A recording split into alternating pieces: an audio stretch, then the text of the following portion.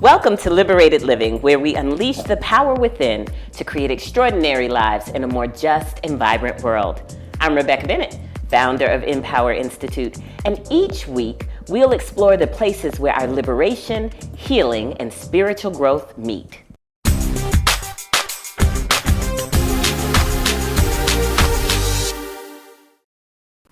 Welcome, everybody. Today, our focus is on envisioning our liberated selves. Now, we're not that far into the new year, so it's not surprising that we would focus on vision. Many of us have heard the biblical saying that where there is no vision, the people perish, Proverbs 29:18. And we know that vision is critical, not just because of that saying. Most cultures have some emphasis in some way on vision. But why is vision so critical to us? One of the reasons is that we understand that often the first step to manifestation is visualization. We have to be able to see something in our mind's eye, to hold it deeply in our hearts in order for us to ultimately choose it and take action on it and manifest it. And so we recognize then that vision is a critical step in the process of manifestation. Now, once we understand that, then getting clear about our vision for our lives is the very next thing that we do. And at the beginning of the year, we often start by envisioning what we want to live in the year, what we want to have in the year. We call these resolutions or goals or commitments. But how many of you, like me, have started the year off with the absolute best intentions, with great resolutions, great goals, and yet somehow before you got through February, those things had fallen by the wayside? I know I'm not just the only one. I know that this is something that happens to most of us. And the thing that you and I have to understand is that the reason for this isn't because of some personal failure. It's not because we're lazy or because we just don't have discipline and stick-to-itiveness. No, the challenge often is where we start the visioning process. Often what we do is that we start visioning first by getting clear on what we want to have. And I'm going to suggest to you that that's actually not the best place to start if what we want to do is manifest higher and better in our lives. Now, so you might be thinking, well, Rebeccah, what is the place to start? And I'm going to tell you, right after you get that pen. Go ahead, I'm not waiting. Get the pen, right? I'm about to give you some good wisdom, and you need to be prepared for it. Are you ready? Here we go. Now, how do we prepare for the lives that we really want? Well, the first place that we begin visioning is not so much about the what we want to have or be or see in our lives, but about the who is doing the seeing. I want you to hold that with me. Hold that with me. It's not what you want to achieve that you most need to see.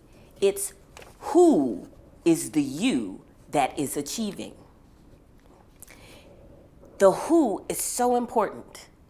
Because if you see yourself as not good enough, not worthy enough, not deserving enough, not smart enough, not appealing enough, not wanted enough, as not enough, then whatever it is that you envision for yourself will be constrained by your self-concept.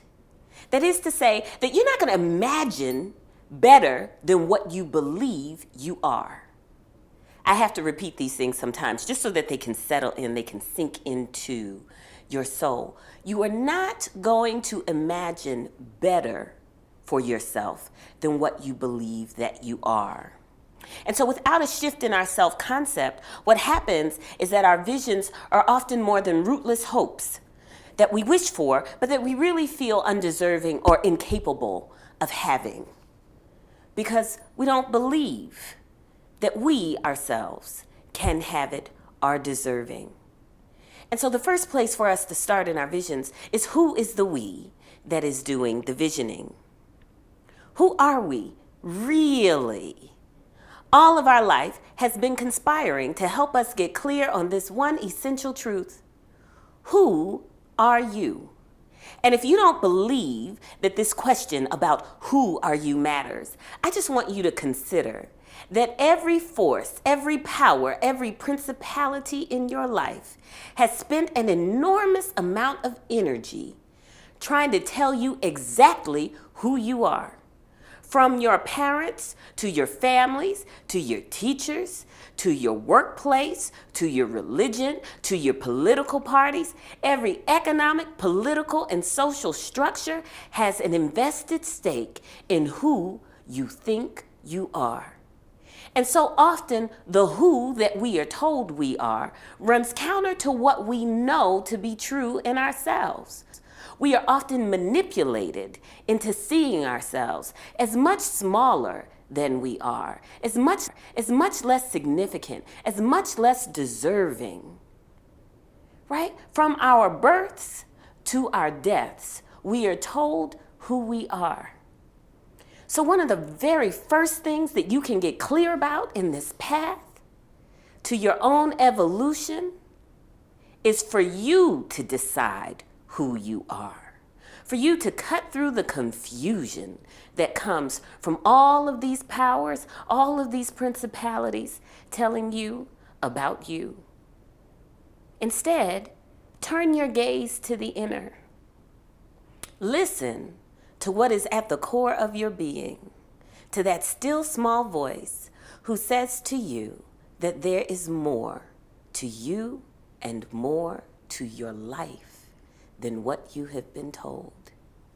If you have to have a vision, get clear about the more that you are. This is where we begin the visioning process. Now, the who that is the essential you, I call your liberated self. This is the core, the essence, the structural integrity that lies at the center of your being. It is your essential, irrepressible, unoppressible nature. Whatever you have been told about yourself, know that most of it is a fiction. And that at your core lies what we might call a superhero.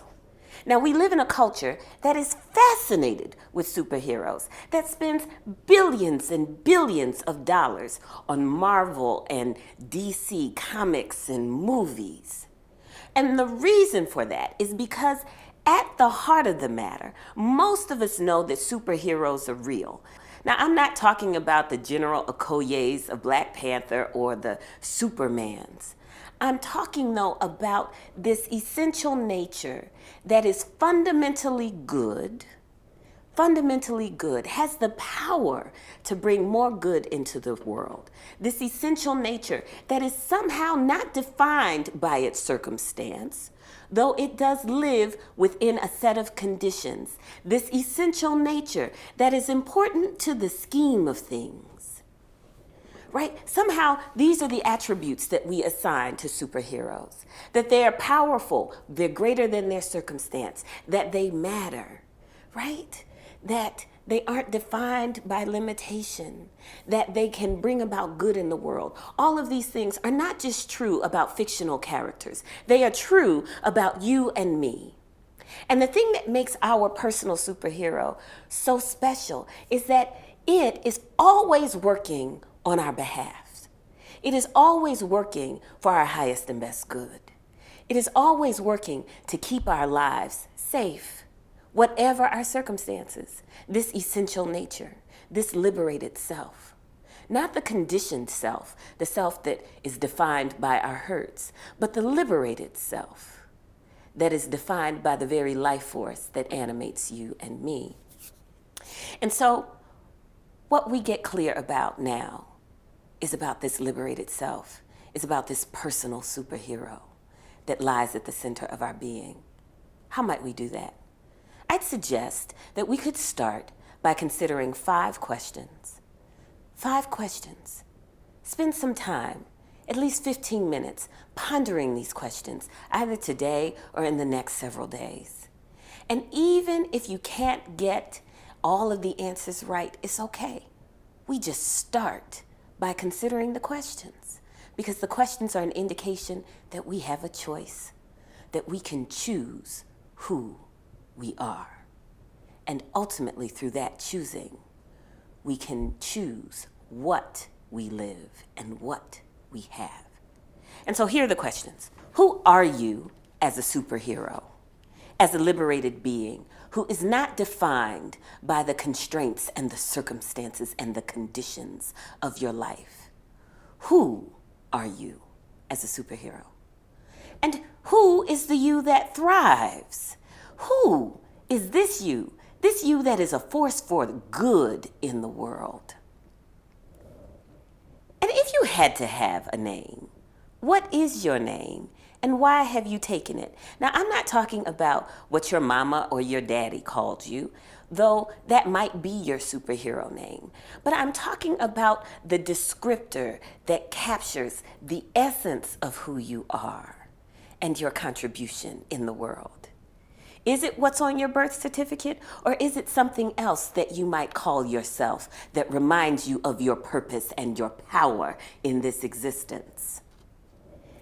And what life-giving powers do you possess? By virtue of the fact that you live, you are a part of the great web of life.